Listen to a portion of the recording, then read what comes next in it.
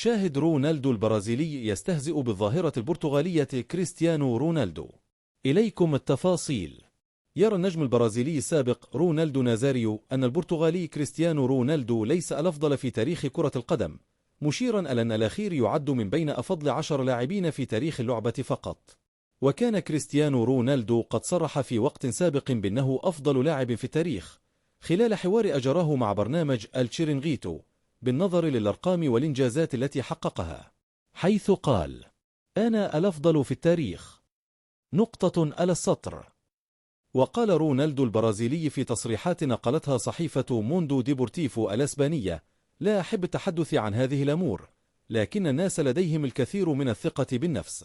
أفضل أن يتحدث الناس عن أدائي وما كنت عليه بدلا من أن نضطر إلى التحدث عن نفسي. وتابع: كريستيانو لديه تاريخ رائع، أليس كذلك؟ لقد حقق العديد من الإنجازات وسجل أهدافا بطرق متعددة، بما في ذلك تغيير مراكزه بين الجناح والمهاجم. هذا ليس بلا أمر السهل. أنه من بين الأفضل في التاريخ، ولكنني لا أستطيع تحديد من هو الأفضل. وعما هذا كان النجم البرتغالي هو لا فضل في تاريخ كرة القدم، أوضح رونالدو قائلا: لا أتفق مع هذا الرأي. أحترم رايه، ولكن بالنسبة لي هو من بين لا فضل، وأود أن أقول أنه من بين أفضل 10 لاعبين. كان هذا رأي الظاهرة البرازيلي في الظاهرة البرتغالي، فما رأيك أنت عزيزي المشاهد؟